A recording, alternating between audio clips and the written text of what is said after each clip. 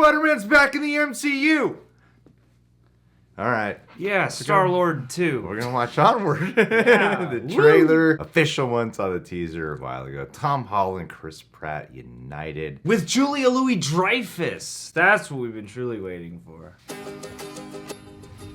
In times of old, the world was full of wonder and magic.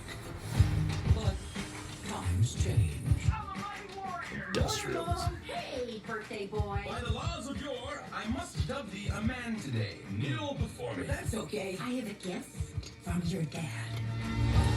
He just said to give you this when you were both over 16. No way! It's a wizard staff. Dad was a wizard. What? Your dad was an accountant.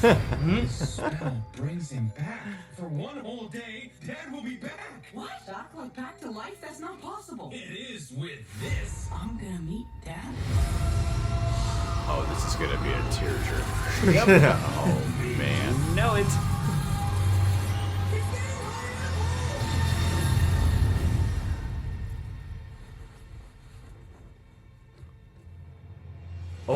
Oh my. I definitely remember Dad having the top part. What did I do?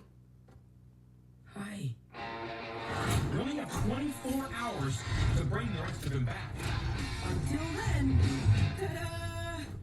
Oh, Ew. that's great. Dad, you look just like I remember. Road trip with Bernie. Oh, yeah.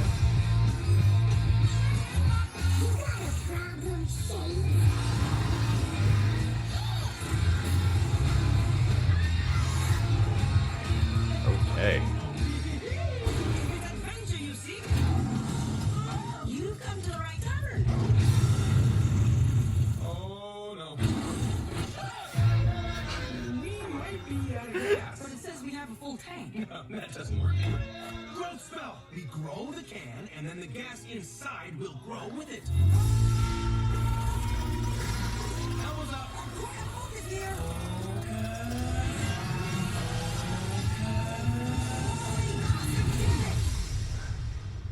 It worked! The can is huge!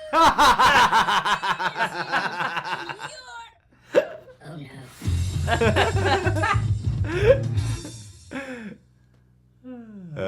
That was a really good last was a joke. good I did gag. not see that coming. Good gag. So it's like Ad Astra with L's.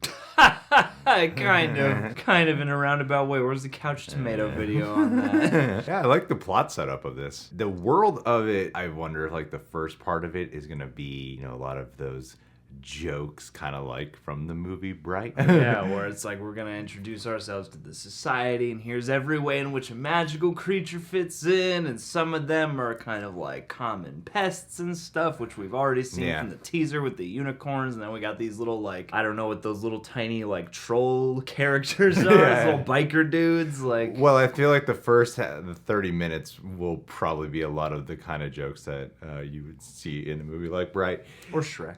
Yeah, or Shrek. And then I think when they get on the adventure, the actual road trip, that looks actually kind of dark. It looks like it's funny, but the creature designs that they're going with seem to be a lot of the medieval kind of mystical creatures that you're exploring throughout, like with the biker gang, like at that alternate Chuck E. Cheese or something, or they light the mask on fire or whatever. Yeah. You're going. The world looks very cool to me, and it was the darker side stuff that looked more appealing to me when they're in the convenience store and you got the little evil fairies. It looks like they're robbing the place, or they're just annoying customers or something like that. Yeah, I mean, if they're all I could gather is that they're a biker gang wreaking havoc on that place and like stealing drinks and whatever, and trying to pick a fight with Dad. It looks like they're not shying away from some of the darker elements of what the kind of characters are dealing with, the creature specifically that they're riffing on, which sounds like cool to me. A journey for two, late teenagers to go on, like it might have, like, not that I expect a Pixar movie to be, quote, edgy, but this looks like it could have maybe a little bit more of a teenage edge around it, especially because they're both over 16 now, they're like almost adults. And stuff.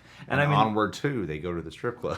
Exactly, man. And then they're like, oh, I don't think Dad would have wanted us to do this. No, but he's there with his bottom half. That was the most shocking thing to me about this trailer, because just like as a trailer itself, it just confirms what the log line has been all along, which is, they didn't ever get to know their dad really, so they're going to get this one day with him. But that whole detail about only being able to bring him back halfway at first is such a weird, side quest to throw in here, or a weird ringer, that's what's fascinating me the most. Well, you need the ticking clock, John. They got 24 hours to bring him back so they could spend one day with him, knowing their luck.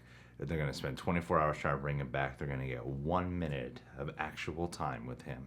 Is it the rule? You get 24 hours to bring the rest of him back? No, I think it's just you get 24 hours to bring him back. But although I don't know what the movie's going to say about that. Maybe the movie's going to pull some kind of thing where it's like, oh, you guys aren't going to get that much time because you brought him back halfway, so technically he's still kind of here. Maybe that'll be a moral thing. Maybe they'll learn by the end that it's not about seeing their dad they never knew again. I don't know. Maybe I just have a feeling we're all going to cry at some point. Especially when the dad comes back and he's like, I never loved you two. Yeah, I didn't want to come back. I didn't want to ever be your father. Half of me has been pulled out of the afterlife on this adventure, and now all of me is finally pulled out of the afterlife. I started a family with another woman, and we have way more children, and those children far exceed you. They're all celebrities. They've all distinguished themselves in really important ways. And as an accountant, I was able to significantly profit off of their success. Our family was a financial disaster, but I learned a lot. Yeah. The Chris Pratt, Tom Holland chemistry here feels very palpable. This seems like the kind of movie where I haven't seen any behind the scenes or making of with it, but it looks like Chris Pratt and Tom Holland were probably in the same room when they were doing this, especially because so much of their scenes are together, it looks like. It looks like they're spending most of the movie together, where they're bantering with one another. I just imagine that they would probably have to be in the same room to record for these scenes, and you could really feel that chemistry being brought to life. Oh, yeah. I always find it funny when these famous celebrities who are not American are brought on board to do American accents for a voiceover. I know, right? Yeah. Tom Holland's voice is great for it, and he's a wonderful actor. It's very expressive. Yeah. So you could hear it's definitely Tom Holland. It's just fun. But we're capitalizing on Peter Parker. We are pretty much, definitely. Yeah. I did get some Weekend at Bernie's vibes in a weird way yeah. with having to keep him alive like that. Yeah, I feel like that's the most interesting stuff about this trailer to me is that Weekend at Bernie's element, and just how kind of dark their take on fairy tale world kind of looks, because as much as it is fanciful, it's clearly a version of this where we're all kind of used to it, and it's not run down, but there are like airplanes and cars and mermaids are chilling in pools, and it's not as fanciful as it could be. So I wonder how they're gonna handle their world, because again, that's one of the things that's gonna make this distinct or not. In case kids don't know, Weekend at Bernie's is about a guy who died during a Bernie Sanders rally over the weekend, and it was really sad because he really believed in those progressive ideals. That's all you gotta know, children. That's right. Politics. All right, guys. Well, thanks for being here. Y'all can subscribe to The Real Rejects. Click that notification bell. What do you think of Onward? Leave it in the comments below or directly message John on Twitter. That's right. Before we wrap this up, I'd like to give a Patron of the Day shout out to a man named Jake Stewart. Jake, my buddy, you know what's going to happen is I'm going to go to Illinois, and you and we're going to take a road trip so you and I could go watch Joker for the third time together and cuddle up in pure depression, because that's the way I like to bond with any patron or subscriber, is through sadness and tears, because that level of remorse, guilt, vulnerability, that's what bonds us, buddy.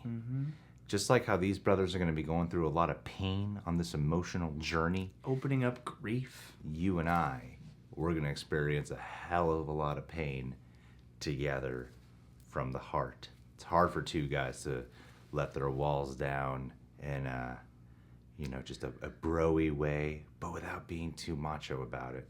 No macho this time, but there will be nachos, because we'll be at the theater watching Joker, and we won't be playing poker.